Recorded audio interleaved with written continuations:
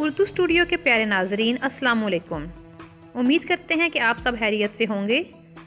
بہت ساری ایسی چیزیں ہیں جن کا ذکر کرنا یہاں بہت ہی ضروری ہے اور جن چیزوں کے ہونے سے نکاح ٹوٹ جاتا ہے، لیکن اپنی اس ویڈیو کو شروع کرنے سے پہلے آپ سے ہماری یہ ریکویسٹ ہے کہ اگر آپ ہمارے چینل پر نیو ہیں اور آپ نے ہمارے چینل کو ابھی تک سبسکرائب نہیں کیا تو کائنڈلی ہمارے چینل کو سبسکرائب کر دیں اور ساتھ ہی ساتھ بیل کی آئیکن کو بھی پریس کر دیں تاکہ ہر آنے والی نئی ویڈیو سب سے پہلے آپ تک پہنچے۔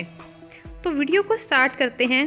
جیسا کہ ہم بات کر رہے تھے کہ بہت ساری ایسی چیزیں ہیں جن کے ہونے سے نکاح ٹوٹ جاتا ہے، اور ظاہر ہے کہ جب نکاح ٹوٹ جاتا ہے تو بیوی کا تعلق آپ کے ساتھ نامحرم کے جیسا ہو جاتا ہے، اور غیر محرم اگر ملتے ہیں تو یہ حرام ہو جاتا ہے۔ پیارے دوستو، نکاح انسان کی ایک فطری ضرورت ہے اور یہ اللہ تعالیٰ کا حکم بھی ہے اور تمام انبیاء کی سنت بھی ہے۔ یہ دنیا کا نظام ہے جو اللہ تعالیٰ نے اسی طرح رکھا ہوا ہے کہ جس سے انسانی نسل چل رہی ہے، اور نکاح ہی وہ بندھن ہے جس سے خاندان بنتے ہیں۔ نکاح ایک ایسا بندھن ہے جو نہ تو کچھ وقت کے لیے ہوتا ہے اور نہ ہی کسی وقت کی ضرورت کے لیے ہوتا ہے، بلکہ یہ زندگی کا بندھن ہوتا ہے جس میں میاں بیوی اپنی پوری زندگی ایک دوسرے کے نام کرتے ہیں۔ تو دوستو، جہاں میاں بیوی نکاح کے بندھن کے ذریعے ایک بندھن میں بن جاتے ہیں، وہیں پر ان کی کسی بھی ناچاکی کی صورت میں طلاق بھی ہو جاتی ہے جو دونوں میاں بیوی میں علیحدگی کر دیتی ہے۔ طلاق ایک ایسی چیز ہے جس سے نکاح کا بندھن ختم ہو جاتا ہے، لیکن یہ سوچی سمجھی علیحدگی ہوتی ہے جو میاں کے اختیار میں ہوتی ہے۔ وہ طلاق دے کر نکاح کے اس بندھن کو ختم کر سکتا ہے۔ لیکن دوستو، آج کی اس ویڈیو میں ہم آپ کو کچھ ایسے گناہ کے بارے میں بتائیں گے کہ جن گناہوں کا ارتکاب اگر کرتے ہیں تو نکاح کا بندھن خود بہت ٹوٹ جاتا ہے اور آپ کی بیوی آپ کے لیے حرام ہو جاتی ہے۔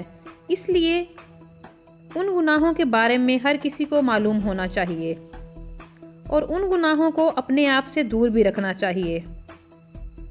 وہ ایسے کون سے گناہ ہیں جن سے نکاح ٹوٹ جاتا ہے، اس بارے میں جاننے کے لیے آپ سے ہماری یہ گزارش ہے کہ آپ ہماری ویڈیو کو آخر تک ضرور دیکھیے گا۔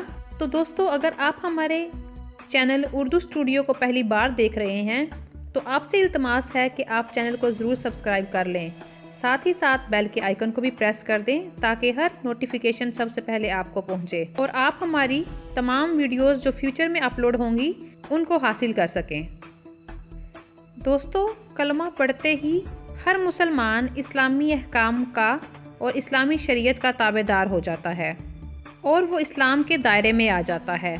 اس کے لیے لازم ہو جاتا ہے کہ وہ اپنی زندگی کو اسلامی شریعت کے تابع کرے اور شریعت میں جن کاموں کو کرنے کا حکم دیا گیا ہے ان کو کرے، اور جن کاموں کی پابندی کرنے کا حکم دیا گیا ہے ان سے باز رہے اور ایسے کاموں کو بالکل نہ کرے، کیونکہ اللہ تعالیٰ کی ذات نے اپنے بندوں کے لیے کچھ حدود قائم کر رکھی ہیں اور ان حدود کی پابندی کا بھی حکم دیا ہوا ہے۔ دوستوں، قرآنی تعلیمات انسان کو یہ بتاتی ہیں کہ اس نے اپنی زندگی کو کیسے بسر کرنا ہے، کس رشتے کے ساتھ کس طرح کا سلوک کرنا ہے اور کون سا سلوک ہے جو نہیں کرنا۔ قرآن نے ہر رشتے کو اپنے اپنے حقوق دیے ہیں اور ان کی حدود بھی بتائی ہے۔ آج ہم ان رشتوں کے بارے میں کچھ ایسی حدود بتانے جا رہے ہیں جن میں انتہائی احتیاط کی ضرورت ہے۔ اگر ان رشتوں کے بارے میں ذرا برابر بھی بے احتیاطی کی جائے گی تو آپ کی بیوی آپ کے لیے ہمیشہ کے لیے حرام ہو جائے گی، یعنی ایسا ہونے سے میاں اور بیوی کا نکاح ٹوٹ جاتا ہے۔ دوستو، اس میں سب سے پہلی بات مذہب کے حوالے سے ہے۔ اگر میاں اور بیوی دونوں میں سے کوئی ایک بھی نعوذ باللہ اسلام کو چھوڑ کر کوئی اور مذہب اختیار کر لیتا ہے تو ان دونوں کا نکاح ایک دوسرے کے لیے حرام ہو جاتا ہے اور میاں بیوی کا رشتہ ہمیشہ کے لیے ٹوٹ جاتا ہے۔ اس کے بعد اگر وہ ایک دوسرے کے ساتھ رہ رہے ہوں گے تو وہ ان کے لیے حرام ہوگا۔ پیارے ناظرین، اسی طرح رشتوں کے حوالے سے بھی آپ کو بتاتے چلیں کہ جب بیٹا 7 سال کی عمر سے زیادہ ہو جاتا ہے تو اس کو چاہیے کہ وہ اپنی ماں کے ساتھ نہ سوئے، اور اسی طرح बेटी भी जब 7 साल की उम्र से बड़ी हो जाए तो उसे चाहिए कि वो अपने बाप के साथ ना सोए। ये शरई हुक्म है और इसकी पाबंदी बहुत ही ज़रूरी है। शरीयत ने ये हुक्म इसलिए नाफिज किया है कि अगर इन अहकाम की पासदारी ना की जाए तो नतीजा बहुत ही ख़तरनाक हो सकता है। इसी तरह हुक्म है कि अगर बेटी 9 साल की हो जाए तो बाप को चाहिए कि उसको प्यार करने में एहतियात करे। अगर बाप प्यार करना भी चाहे तो बाप को चाहिए कि वो सर पे हाथ फेरे, और अगर बोसा लेना चाहे तो वो भी सर से ले। इसी तरह बाप को चाहिए कि वो बेटी के जिस्म से दूर रहे, क्योंकि अगर खुदा ना खास्ता ये एहतियात ना बरती गई तो इसके नताइज कुछ अच्छे नहीं होंगे।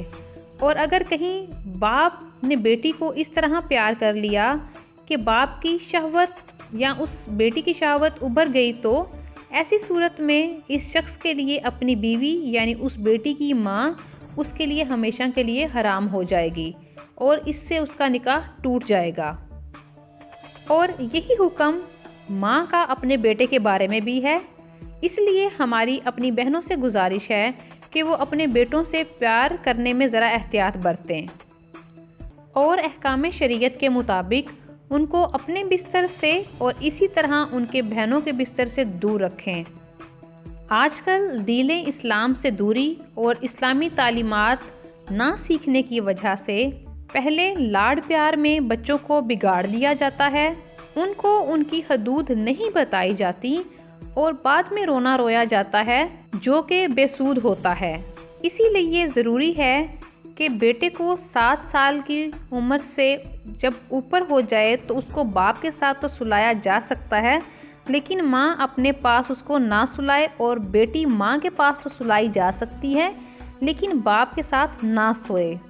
आजकल रिश्तों में पहले तो बेतकल्लुफ़ी इख्तियार की जाती है और उस बेतकल्लुफ़ी को बुरा नहीं जाना जाता, जो बाद में इस हद तक चले जाते हैं कि फिर मौलवी और मुफ्ती हजरात के पीछे घूमते फिरते हैं। ऐसी सूरत हो गई है तो अब क्या करें, कोई रास्ता निकाल लें। प्यारे दोस्तों, इसीलिए हमारी आपसे गुजारिश है, खुदारा अहकाम शरीयत को सीखें और उनके मुताबिक अपनी ज़िंदगी को गुजारें ताकि हमारे घरों में कोई भी ऐसी नौबत ना आए। शरीयत ने इसलिए ये अहकाम सादिर किए हैं कि मुखालिफ जिन्स एक जगह पर इकट्ठे ही ना हों, क्योंकि जब मुखालिफ जिन्स एक जगह पर इकट्ठे होते हैं तो तीसरा शैतान होता है। शैतान फिर उनके दरमियान वसवसे डालता है, क्योंकि उसका काम ही गुमराही पैदा करना है। लिहाजा शैतान के चुंगल से बचने के लिए ज़रूरी है कि अपने आप को ऐसे हालातों वाक़यात से दूर रखें जिसमें शैतान हम पर हावी हो सकता है। नाजरीन, एक और रिश्ता जिसमें एहतियात की बहुत ज़रूरत होती है वो है सास और दामाद का रिश्ता।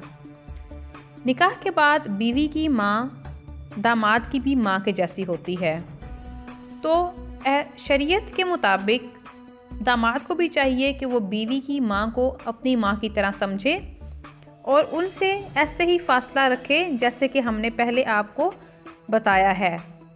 तो फ्रेंड्स, ये तो थी हमारी आज की वीडियो। उम्मीद करते हैं आज की वीडियो आपके लिए इंफॉर्मेटिव होगी और आपको एक नई राह दिखाएगी।